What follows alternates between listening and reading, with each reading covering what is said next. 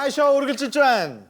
Одоо та бүхнийхөө өмнө Монголын ах уй хөдөө нутгийн аж амьдралын гайхамшигыг таниулж игдүүтэй хөөхөн ажилсаг хичээнгүй зангаараа олны хайр хүндлэлийг хүлээж од болон гялалзаж байгаа Ганбаатарын Нимдава хүлээн авна уу?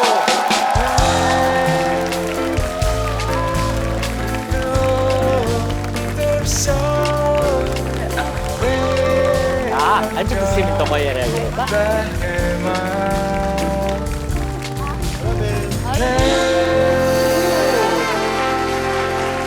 Шаа дандаа нөгөө уцсан дээр цаанаас хардаг байсан жигээ харсан ч юм уу ямар амар хөөрх юм бэ те. Тэгээд төлөвлөсөн баярлалаа. Үнээр гоё гэгээ нэмж хагаад ер нь бол Монголын ахуйг ингээд гоё тэр чигээр нь яг боддоор нь ингээд харуулдаг. Одоо хөдөөгийн сайхныг одоо бидэнд мэдрүүлдэг ингээд юм токсик сошиал орчноос одоо хэсэгхэн ч гэсэн цэвэр агаар болдог чамд бүгдээрээ үзэгчдийнхээ өмнөөс баярлалаа. Баярлалаа. Тэгээд чиний одоо ч гоё ягаан дээлтэй байна л да. Тэгээд чиний хамгийн анх нэг ягаан дээлтэй бичлэгийг санаж байна. Гэхдээ энэ бүх зүйл яг яаж ихснэг гоё ярьж эхлэх юм бол хамгийн анх тэр ягаан дээлтэй бичлэгээр хүмүүс яг ер нь бол танигдчих эхэлсэн. Тэгээд тэр ягаан дээлтэй бичлэгийг бас ерөөсөө ингэж бичлэг хийж тавьяач гэж бодоагүй зүгээр өөрөө сонирхлоороо өмнө ганц хоёр бичлэг хийдэг байсан. Гэхдээ ерөөсөө хийгээд тавьдаг байсан гэсэн ерөөсөө хандалт авдаггүй. Хүмүүст хүрдэг байсан аахгүй. Тэгээд за гээл зүгээр бичсэн байж байгаа. Тэр өдрийн яг нэг тэнгэрээс болцсон юм ба. Амар гоё тэнгэртэй. Яг нэг бороо орохын өмнө нэг цэнхэртэй амар гоё болдог штэ. Тэгээд үүл нь яг ингээл нэг хорцсон. Тэгээд би тэрийг харчаал өвөр юу вэ гээл амар гоё. Цаанаас гэхдээ бороо ингээ ороод эхэлсэн байсан байхгүй. Тэгээд ээж намайг аргалаа бүтээ гэж намайг загнав. Би тэгэл за гэс нэг бичлэг хийчихье гэж бодоод ээж ягаан дээлийг гэс нөмрөөл бүсэлж амжаагүй нөө ээж урлаад исэн болохоор. Тэгээ гараад нэг мэддэг хоёр дуун дээрээ хоёр бичлэг хийгээд гэтээ надаас ч болж тэр бичлэгийг би гэхдээ нөх явсан гэж бодгоо байхгүй. Хоо над цаад тэнгэрний ямар гоё юм бэ гэх хүмүүс амирыг тэмчилсэн. Тэгээд за тэр бичлэгийг шалт одоо харч идэх үү? За.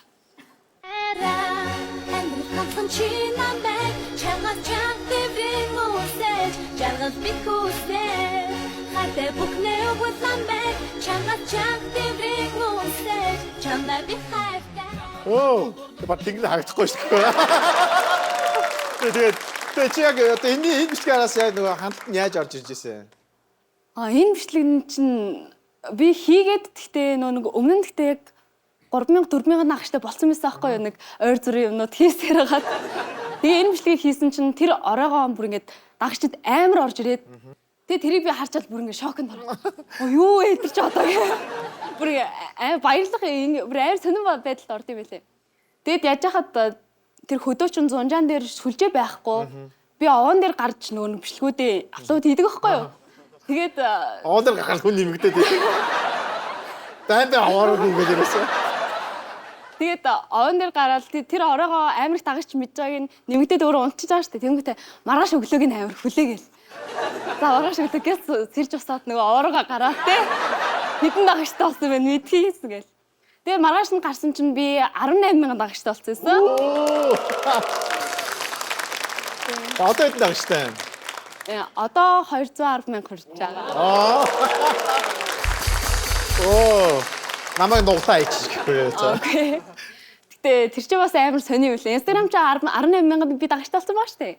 Яг тэр үед би бодож байсан юм аа. Байгаль харуулад өмнө би миний бичлэгнүүд явахгүй байсан гэдэг байна штэ. Тэнгүүтээ байгаль харуулад нэг хөдөө тал харуулад байвал хүмүүс амар дуртай юм байна штэ гэж бодоод дээл харуулвал хүмүүс ингээ үзэх юм байна да гэж бодоод яг тэрнээс нэг тим аваад за илүү яг өөрөө зүгээр амьдарч байгаа газрыг те өөрөө яг уусаал миний амьдрал байгаа юм чинь энэ хэсгийг ингэж бичиж хүмүүст нийтлүүлвэл илүү сонирхолтой юм байна да гэж бодсон. Тэгээд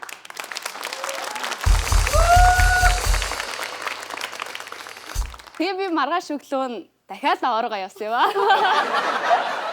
Тэр чинь 2 дахь өдөр байгаа штэ. Нөгөө ороогоо гараад дагагч харах гээд байгаа штэ. Тэсээ чи Instagram байхгүй хаагдсан заяа. Ингээ бүр байхгүй болсон. Би бүр ингээл нөөдгөө ингэсэн чинь нөгөө пассворд нэхэд ID нэхэд. Тэг би чи ингээ юу вэ гэдгсэн чинь Тэгээ ингээ яа хараалждаг. Хэл ам удаад. би бүр ингээ уйл тэр чи би баг уйлсан байхгүй гээд юу болоод байгаа юм бэ тэгээд миний 18 Исмэгэ шиг миний бөгөөч гэсэн шиг. Миний 18 дагагч гэдэг. тэгээд би чин тэр хаяг дээр яаж яхад тэр үед iPhone 11 барьдаг гэсэн байхгүй юу 64 гигабайттай тэнгуүтээ ингээд хамаг бичлэгнүүдээ Instagram руугаа постлчоод би ингээд устгачдаг заяа. За цэвэрлэж зай гарахгүй бол тий. Зай гарахгүй бол чи амар хурдан дүүрчин. Тэнгүүт нь ингээд бүгдийг цэвэрлээд устгачаад тэгээ Instagram байхгүй. Миний утсан дээр миний бичлэгнүүд ч байхгүй. Тэгээ нэг хүмүүс яг дагж исэн хүмүүс чинь ингээд хайд юм шиг үлээ. Би шинэ аккаунт нэгээд гэсэн чинь нэг 2 хоногийн дотор ч үлээ буцаад 1000 дагагч ороод ирдэг байхгүй. Тэгээ ингээд надаа юу ч байхгүй байгаа шүү дээ. Би тэгээ хүмүүс рүүгээ стори хийгээд манайхаа танарт миний ингээд бичлэг байна уу.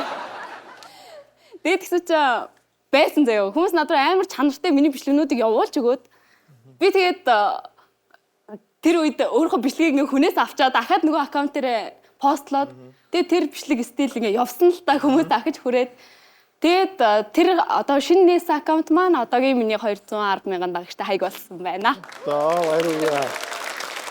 Явтай юм туулж 210,000-тай болсон байна. Гэтэ зөв. Тэгээ одоо ингээд олонний танил болсон шүү дээ. Тэгэхээр одоо яг энэ мэдрэмж ямар байна? Миний ингээд хизээж болохгүй байх та гэж бодсон юмнууд болж байгаа гэх юм уу? Жишээлбэл одоо зурагтаар гардаг том одоо жүжигчтэй чинь зүгээр ойроос хараад уулзаж молдно гэж ингээ юуж төсөөлөхгүй байгаа шүү дээ тэр чинь. Доо яах вэ? Тэр чинь доо яах таа ч гэсэн тэгээд хизээч энэ сууж инч гэж би бас өөрийгөө төсөөлж байгаагүй. Тэгээд иймэрхүү айгүй их боломжууд надад нэгдсэн. Тэгээ энэ жил би бас одоо Монгол улсынхаа ерөнхийлөгчтэй уулзч үзсэн байгаа.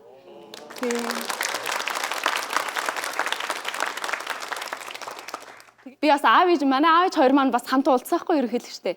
Тэгээд надаас илүү аав ээж хоёр маань илүү их баярлж байгаа юм шиг санагдсан.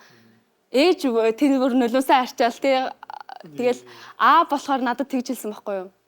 За аав нь бол ингээд Монгол одоо энэ ерөнхийлөгч гэдэг хүнийг зүгээр ингээд ойроос харнч гэж баг харж чадах байх ч гэж боддгоо байсан. Тэгээд одоо охиныхаа ачаар энэ хүнтэй ингээд уулзаад нэр усаа мэдлцээ ингээд гар барилцаад тэ хөөрөг зөрүүлж чадлаа гэж надад хэлсэн байхгүй юу.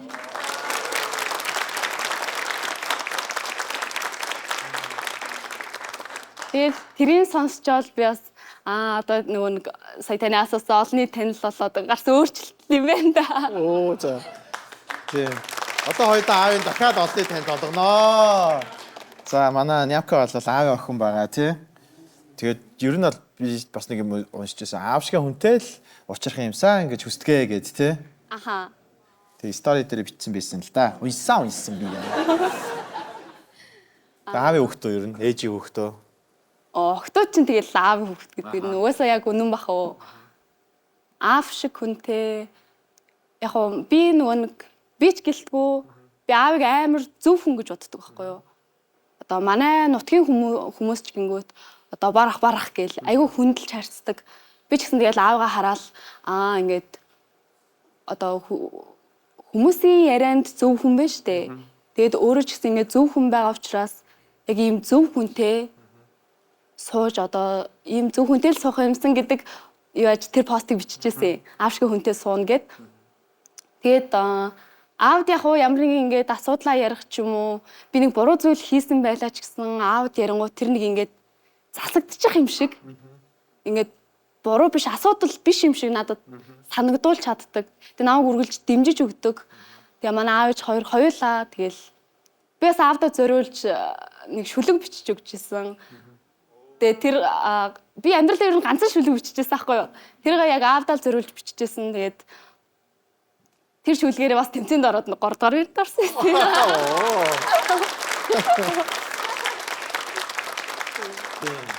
Гэтэ одоо бас нөгөө хүмүүсээс ингээд гоё үлгэр дуурайлал одоо авдаг хүмүүс гэж байдаг шүү дээ тий. Тэгээд тэнгуут ингээд одоо яг чиний хамгийн том үлгэр дуурайлал авдаг хүн чинь хэн байх вэ яг одоо яг хамгийн том нөлөөлөгч бол манай ээж гэж би хэлнэ тий.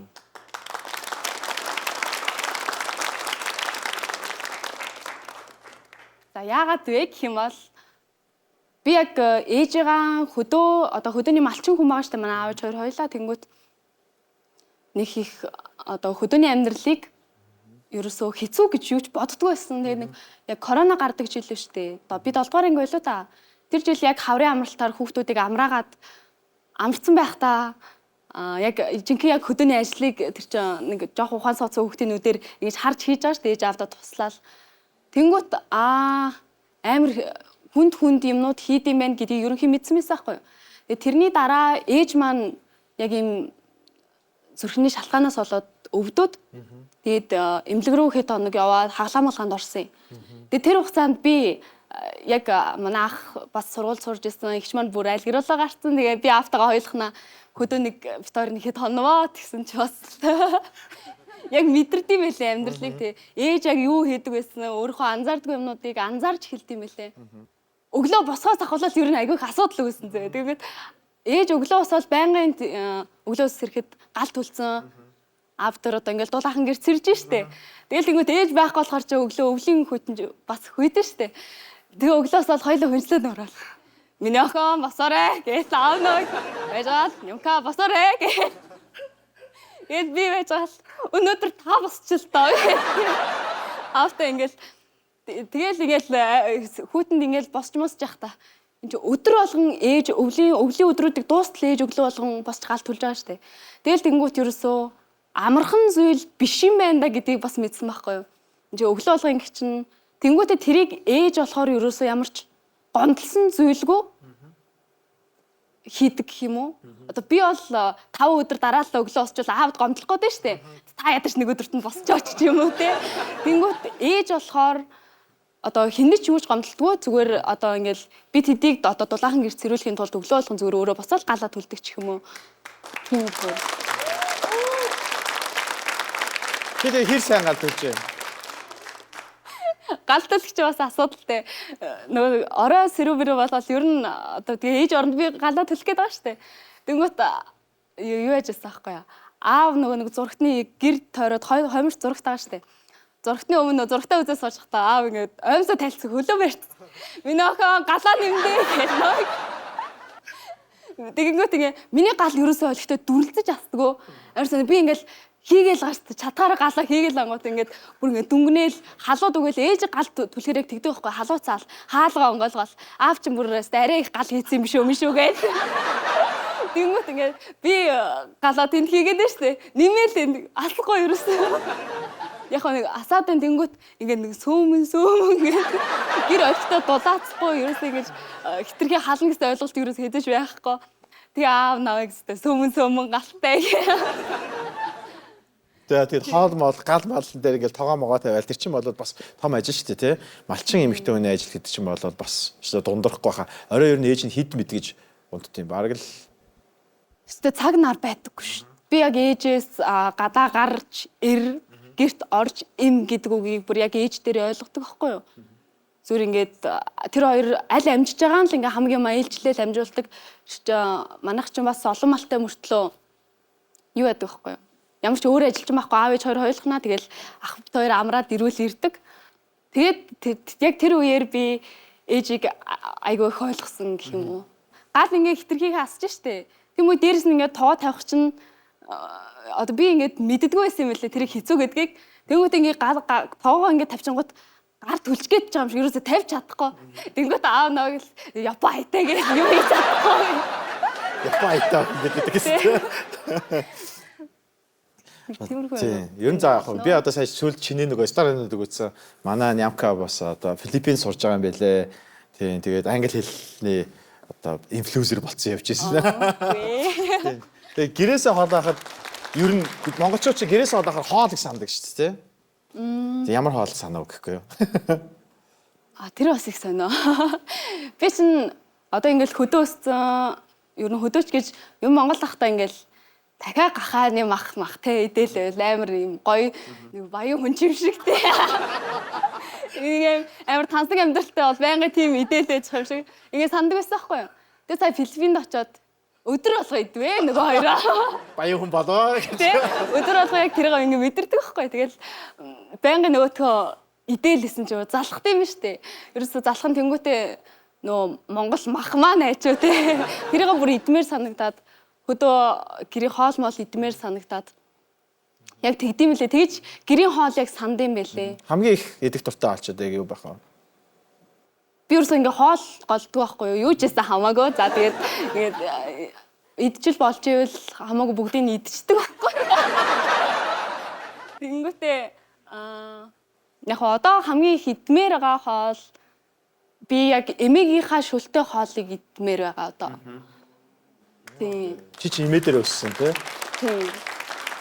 Би чи яг эмээгийн хөнхөд аавч хоёрогоос амалчин болохоор бүр цэцэрлэгээс маань эмээ намайг дагуулж ингээл цэцэрлэгтээ явуулаад ингээл байнга ирж очиж аваад ер нь яг эмээгийн хөхт байхгүй юу.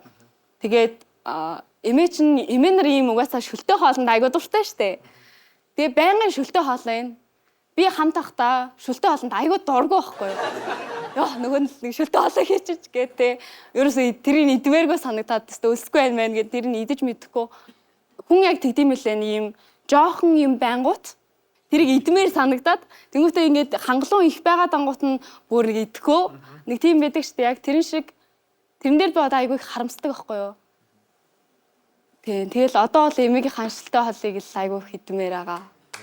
Би яс яг чамаг эмээдээ шүлэг уншиж байсан бичлэгийг чи санаж байна. Тэ? Шүлэг уншиж тий. Жилийн өмнө яг өвлийн амралтаар би эмээ дээрээ өвлийн амралтаар очсон. Тэгээд манай эмээгийн би бүр манай эмээ амар сэргэлэн хүн байхгүй юу. Ингээл байнга хордоо хөдөлгөөнтэй ингээл амар яаруу эмээ хийдэг. Тэгэл тэр өвлийн амралтаар очиход угаасаа яг өвдсөн байсныг би мэдсэн байсан. Тэгээд би яг ингээ өөрөө шүлэг уншдаг штэ. Тэгтэг мөртлөө аавдаа би шүлэг уншиж өгчээсэн, ээждээ уншиж өгчээсэн. Тэгэл тэр чэйжэлсэн шүлгүүдээ ингээ эмээд уншиж өгдөг. Тэгээд эмээ маань тэр шүлгүүдийг сонсоод гэтээ ингээ хизээч надад зориул шүлэг унш гэж хэлэхгүй штэ.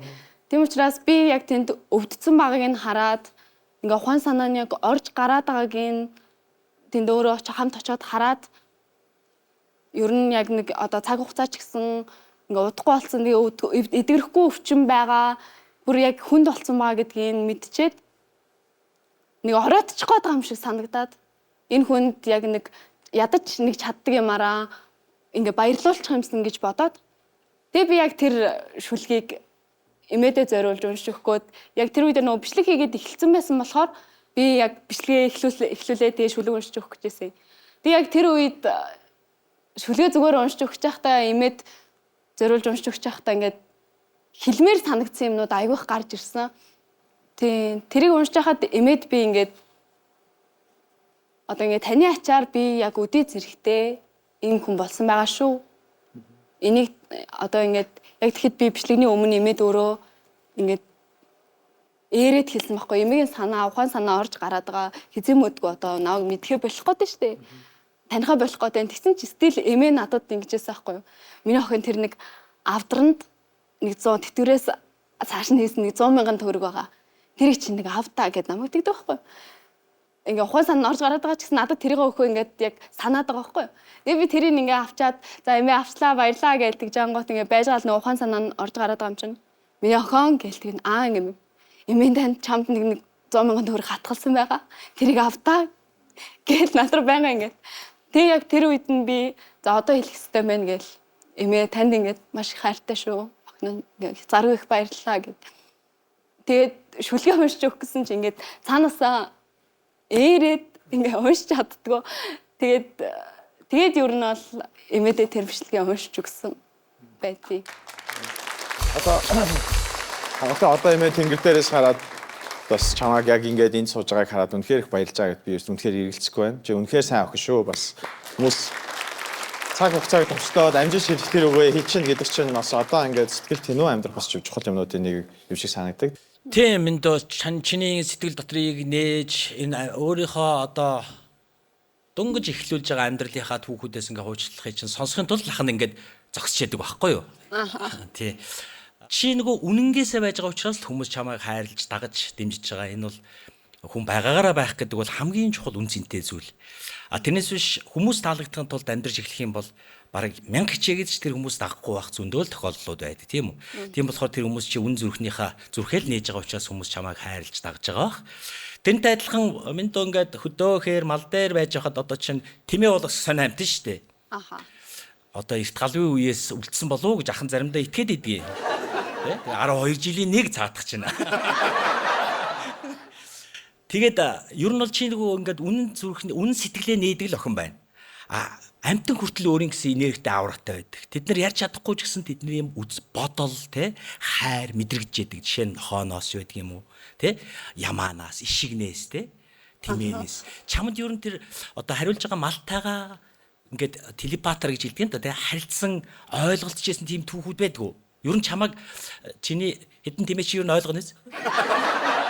Давшдаа гэхгүй те. Манай хэдэн тэмээ ёо. Тэг яг уу тэмээ чин тэмээч гэлтгүй ер нь амтан яг нэг тэмээг надаас хүмүүс бас нөгөө мэдгүй хүмүүс тэгж асуудаг байхгүй юу? Тэжээд юм уу гэд. Тэгдэг байхгүй тэмээг чи ерөөсөө одоо ботгын одоо тэмээнүүд том болсон тэмээнүүд нь ерөөсөө дандаа хэрээр тэд нар яагаад зарим нь номхон зарим нь догшин байгаа гингүүд ботго байхдаа яг гэрийн гадаа өссөн ботго байхдаа хэрээр тэр чигээр өссөн хоёр ингээд шал өөр хоёр тэмээ болоод өсчдөг гэсэн үг. Тэгэнгүүт яг гэрийн гадаа байнгын барьж тавиал ноолол тэ чихмхийн маажаал тэгж өсгсөн тэмээ гэлтгүй ер нь тийм амтан бол илүү номхон яг ийм хүнтэй ийм илүү дотн байж чаддаг юм шиг санагддаг. Маш ухаан гэж бас тий. Тиймээ амар гоё ингээд нөгөө яг ч эмгтээлэг чи багасаа яг юм эмгтээлэг ийм байсан уу? Яг нэг ийм одоо Монгол юм нам айл ингээ байж шít те. Үгүй л те. Бас үгүй л те. Юу ахгүй юу? Би амар иршүүд байсан. Би ингээд бүр багасаа ангийн дарга гэх юм уу яг нэг ангид нэг юм өөрийгөө нэг юм дарга гэж бодсон те. Тэнгүүтээ би чинь яг бүр амар бүдүүн байсан байхгүй юу? Тэнгүүтээ амар иршүүд эрэгтэй хүмүүс надаас ер нь жоохон айдаг. Би чинь тэр үедээ айгүй том битээс нөө хөвгүүд жоохон октод өндөр нэг үеэдэг штэ. Тэр үедээ яаж яхад бүдүүн. Тэнгүүт бэндар надаас айдаг. Тэгээ тэр үедээ ерөөсөө хүнтэй өрхөж юм мэдэхгүй байгаа штэ. Бэндар чинь надад өрхөөс баг айдаг байсан баг гэж би бодсон. Тэгээд тэр үед чинь би бүр яг хөдөө гарчаад амралтаараа ахта ээж аа хоёроос зөвшөөрөл аваад бүр нөгөө нүүдлийн айлмал руу очиж ямаа хүртэл самдаг байсан. Өглөө эрт осоол байнгын ингээл яваа самнаал мөнгө олоод тэгдэг байсан. Нэг бондгор бор охид айд очсон ямаа самнаа. Мөнгө хийгээд ижээдэг. Тийм. Тэгээд яг хоо эмгтээлэг болж эхэлсэн ой. Тэр нь ч бас арай юу юм. Арай эмгтээлэг болсон үе нэг 9-р ангиа төгсөөд угаасаа сумын сургууль чи 9 төгсөөл дуусч байгаа штэ. Тэгээ 10-11-тэй заавал аймаг руугаа явж сурах хэрэгтэй. Тэгээ аймаг руугаа шилжсэн. Тэгээ тэр үедээ нэг жоохон турцсан байсан юм шиг байгаа. Ерөнхий одоогийн яг жин дээр ирсэн. За. Тийм. Тэгээд аймаг руу шилжчихэд тэнд очвоо тэгсэн чинь нөгөө эрэгтэй хүмүүс чинь ингээл над руу чат матчихлаа. Ой тэнгуут нь би ч бас бас нэг ерөөсөө хүнтэй өргөж үзээгүй хүн чинь бодд юм байлаа шүү дээ. Эмгтээлэг байх хэрэгтэй байна шүү дээ. Наагаас нөгөө эмгтэй өнөдөр хүмүүс хараад байна гээл. Тэгээ бас тэр үед хөөхөө нэг юм харилцаанд орж ирсэн байхгүй юу? Нэг хүнтэй тэр чинь бүр хамгийн анхаа нэг би ч 10 дугаар ангид очичоод нэг 12 дугаар ангийн нэг ахтайгаа ингээ харьцаад хэдөө ингээл гар хөтлсөн чинь ингээ хамаг бийж иргэнчгүй байт. Тэгэл тэр чи би ч өстө нөгөө үнтэйгээ суух юм бодсон те. Үнсчиж үзээг байгаа штэ.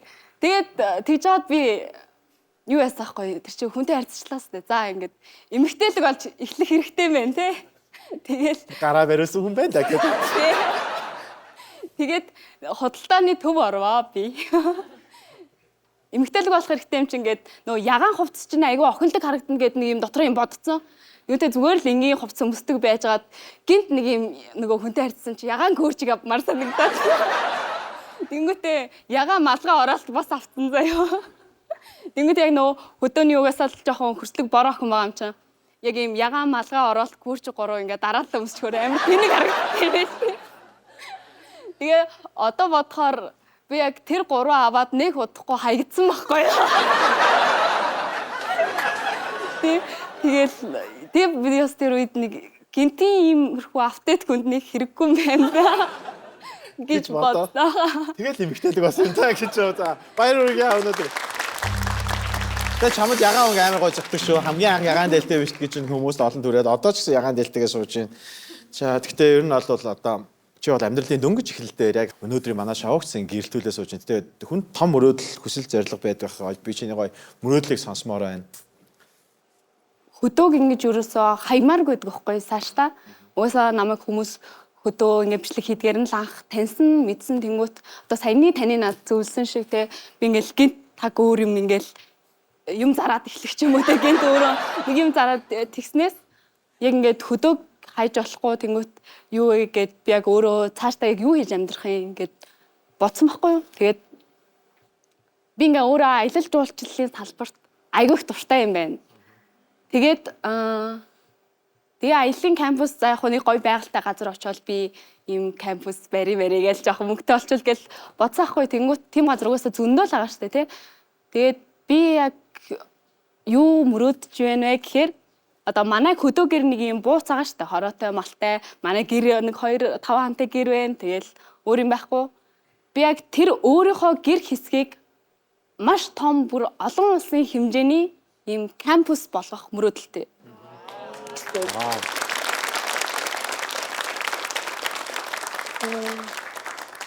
Тэгээд одоо бас англи хэл ингээд зайлшгүй сурах хэрэгтэй мэн яг хуу ингээд хөдөө байнга ингээд англи хэл ерөөсөө би 10 жилдээ хайцсан байхгүй юу. Ерөөсөө хичээж байгаагүй. Тэгээд одоо англи хэл айгүй хэрэгтэй юм байна.